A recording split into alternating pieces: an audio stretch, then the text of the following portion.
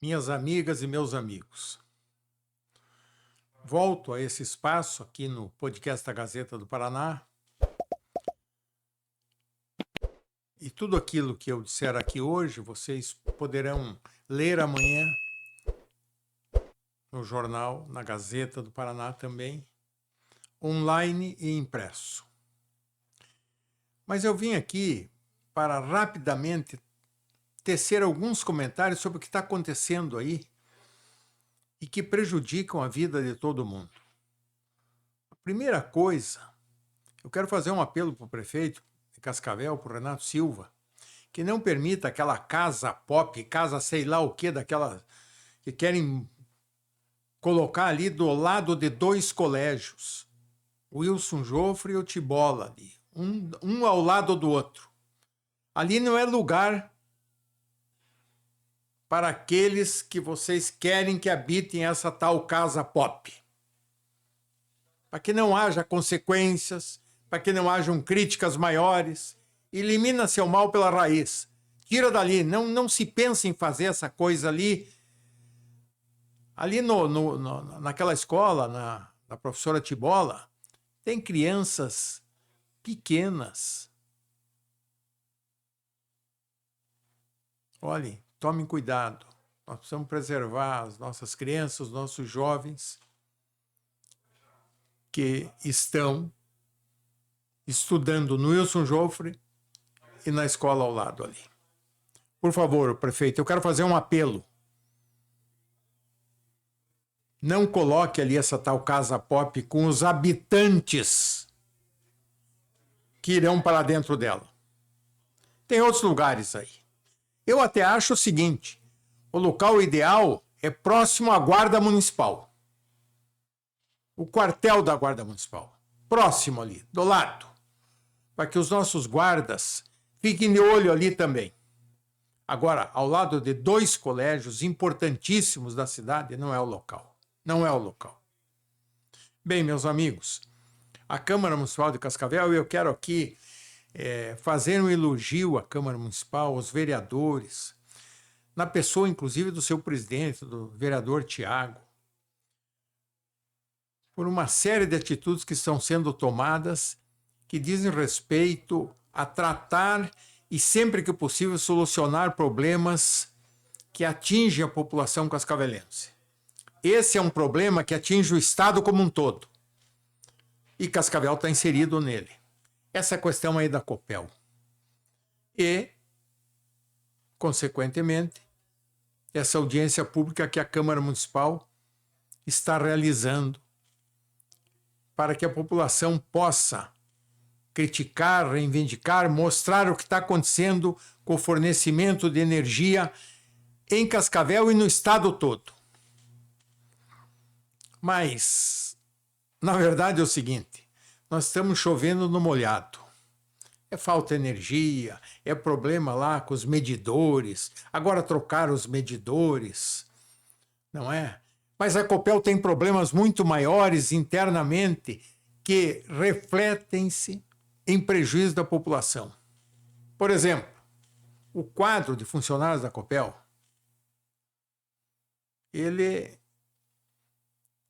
que era muito categorizado, muito bom, técnicos muito competentes, sofreu uma diminuição drástica. Esses programas que incentivam o funcionário a pedir demissão e por aí afora. Mas eu falei que estamos chovendo no molhado e os problemas que estão sendo discutidos hoje são reflexos apenas e tão somente da diminuição do quadro de funcionários da Copel, da perda que a empresa teve com funcionários categorizados, experientes, conhecedores da política de fornecimento de energia, de geração de energia, de transferência de energia no Estado. E o que está acontecendo hoje? O chovendo no molhado é o seguinte, a Copel foi vendida, ela não pertence mais ao Estado do Paraná, não pertence mais ao povo do Paraná. Fizeram lá uma maracutaia e venderam a Copel. Venderam a Copel, meus caros amigos e amigas, num leilão lá na Bolsa de São Paulo, que agora é o modelo moderno de se fraudar com esse tipo de negócios que foi a venda da Copel. Não num leilão lá na Bolsa.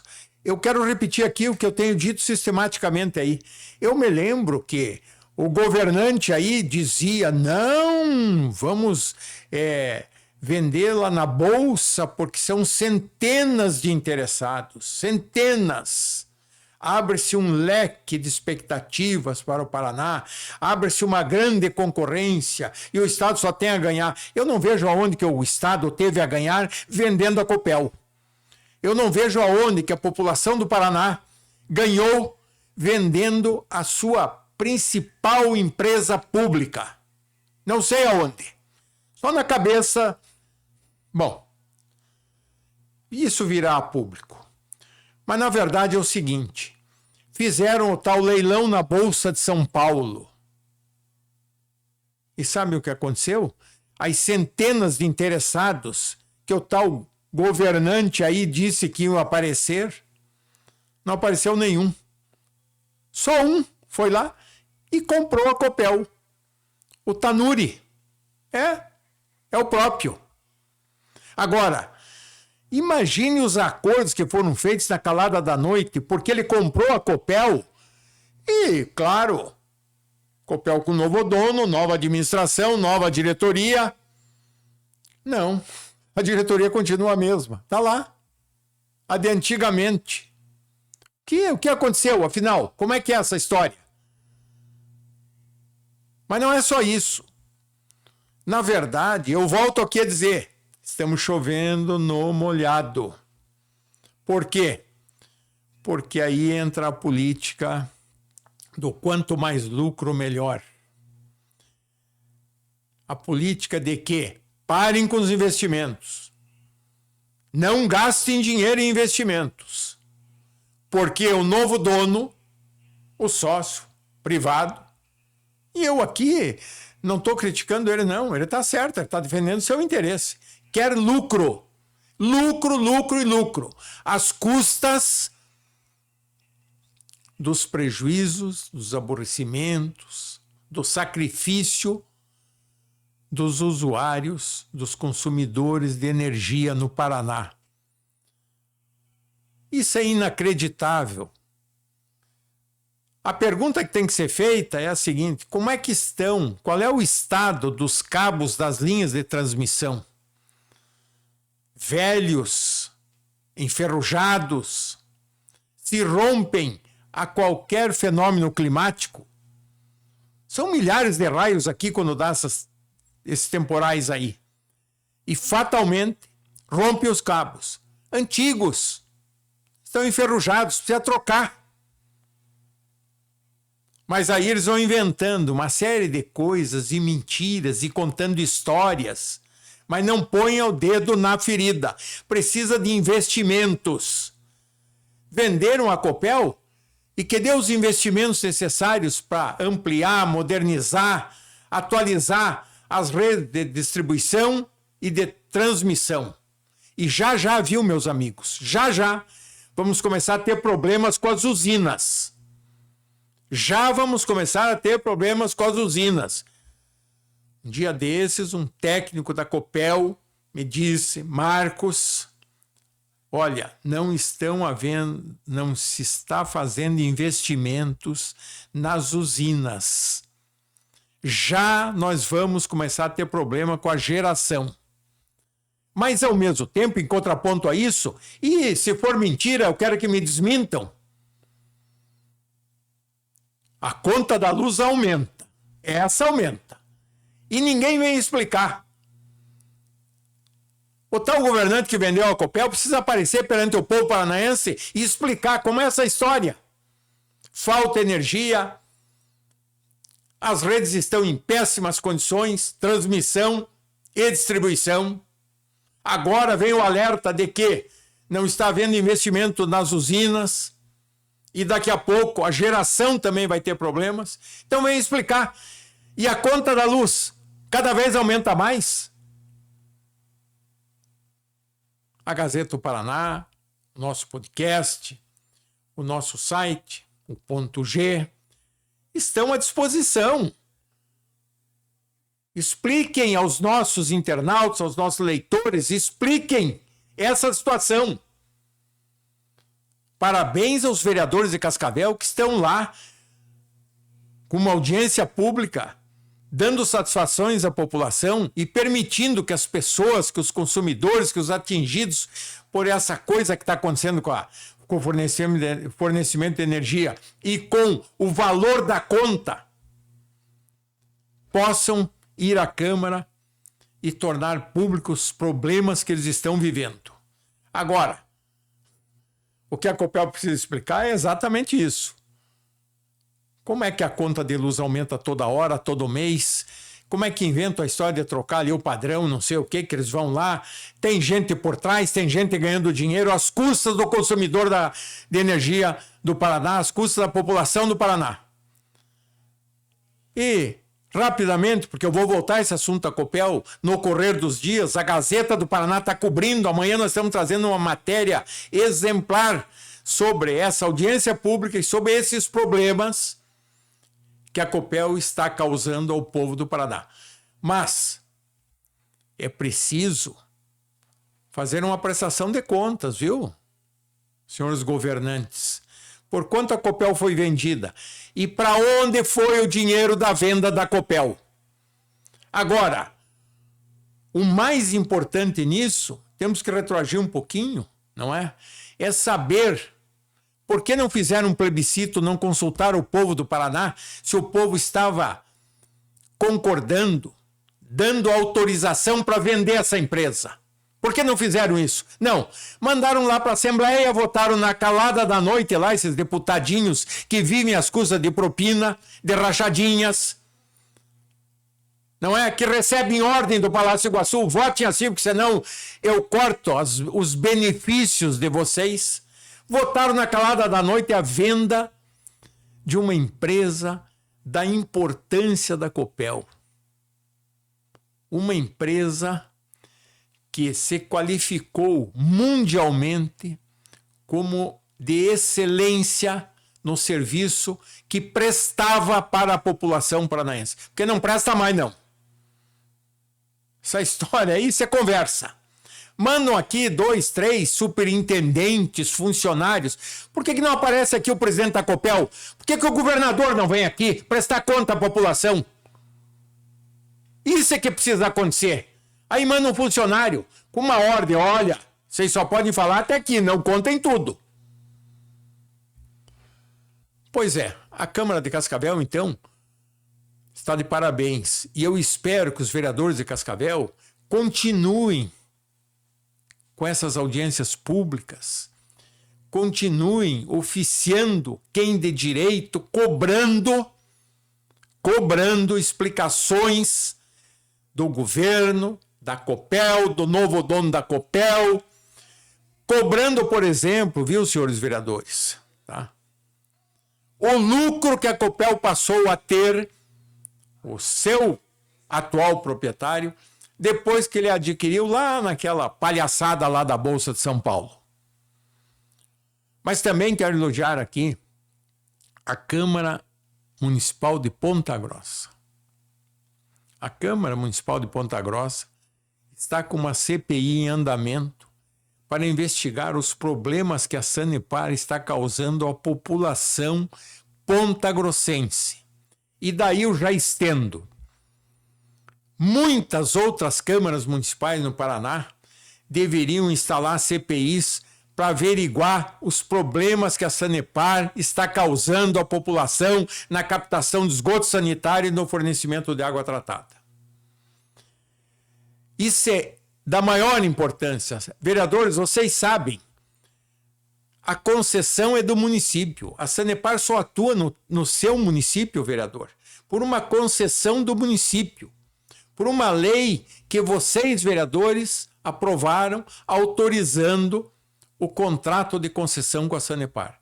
Então, mais do que nunca é necessário que as câmaras municipais instalem um processo investigatório para saber o que está acontecendo. Olhem, eu não quero aqui acusar ninguém, eu quero só relatar um fato. Um fato que é corrente e que não é de agora, vem ao longo dos anos. Quando começa a se falar, quando começa a se tratar de renovação de contrato do município com a Sanepar, já vem um monte de conversas, informações, entendeu? De que tem gente no município, autoridade municipal, querendo propina para assinar o contrato. Tem muito prefeito aí de olho nisso, esperando vencer o contrato para começar a negociação com a Sanepar. Eu não acredito que sejam todos, não. Mas que tem, tem. Muito bem. Agora quero citar um fato aqui para vocês que é absolutamente verdadeiro. O problema de Ponta Grossa, que gerou a necessidade da Câmara Municipal criar uma CPI e que tornou-se público. A Gazeta publicou isso, o nosso podcast fez programas aqui a respeito daquele problema lá de Ponta Grossa. Você não se lembra? Semana passada, a população fazia filas de centenas de metros para conseguir água numa bica lá, porque não tinha água fornecida pela Sanepar. Pois bem, e eu, várias vezes, aqui na Gazeta, no jornal, disse e repito aqui agora. O atual presidente da Sanepar, o Wilson Blay, assumiu fazem 2, 3 meses. Assumiu toda essa bronca aí. Decorrente do quê? Da falta de investimentos da Sanepar. Ou da redução drástica de investimentos da Sanepar. Vocês sabem por quê, não é? A Sanepar fazem anos que vem sendo privatizada.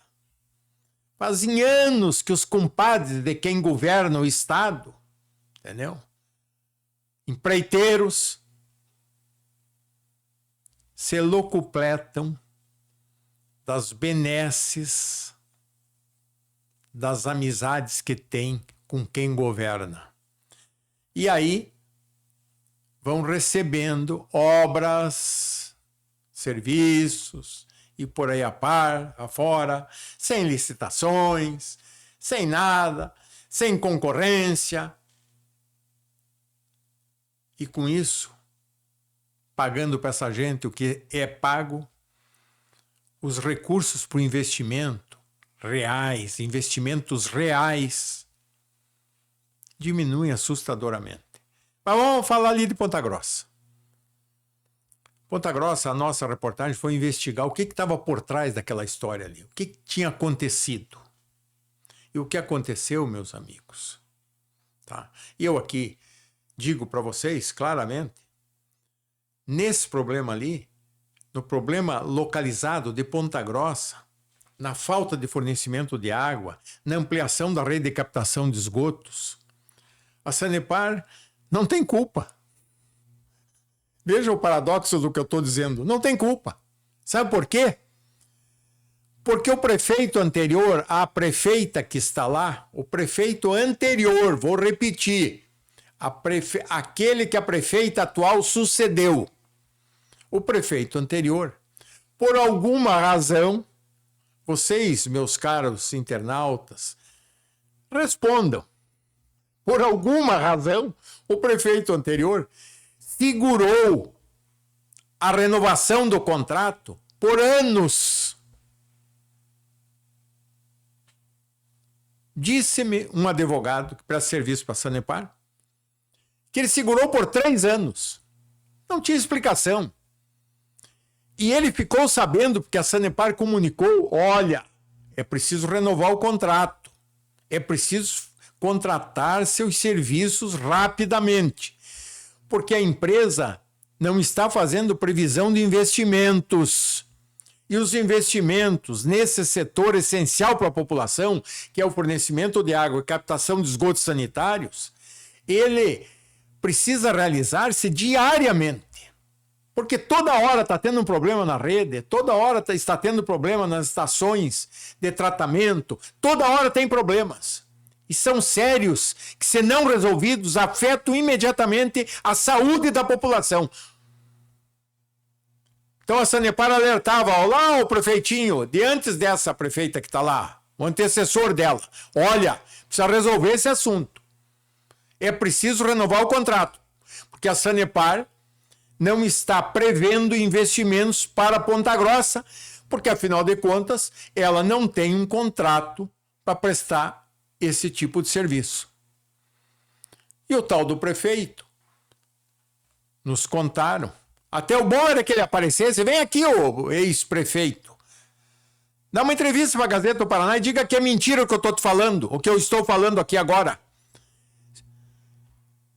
O advogado que presta serviço para a Sanepar contou para mim, Marcos, ele levou 3 anos para assinar o contrato. 3 anos. Estava na gaveta. Bom, diante do que eu expliquei para vocês aqui, eu imagino que vocês já estejam deduzindo qual era a razão do então prefeito segurar a renovação do contrato com a Sanepar. Olhem, eu me lembro, anos atrás, teve um problema lá em Foz do Iguaçu. Também. Não renovava o contrato da Sanepar, não renovavam. E tinha uma grande estação de captação de água e de tratamento para ser feita, para ser contratada. Na época, me parece, eu não sei, não me lembro mais, mas a Gazeta, está nos arquivos da Gazeta, nós publicamos isso. O valor do contrato era 14 milhões para a obra lá da estação de captação. Bem, e também nos contaram, e sobre isso, meus amigos, houve um inquérito, o Ministério Público requisitou a abertura de um inquérito, a Polícia Federal investigou isso, não é? Nos contaram também que também não assinava o contrato, porque para assinar o contrato, para autorizar a assinatura do contrato, para não sei o que do contrato, queriam 20 milhões. Lá em Foz do Iguaçu, anos atrás. Era importante, não é? Os paranaenses como um todo, não só os iguaçuenses, os pontagrossenses, os cascavelenses, não, os paranaenses como um todo, saberem detalhadamente desta corrupta prática que se adota na renovação desse tipo de contratos. Vejam, meus amigos, isso é uma indecência, isso é um crime. Água tratada, captação de esgoto sanitário é prioridade para a população.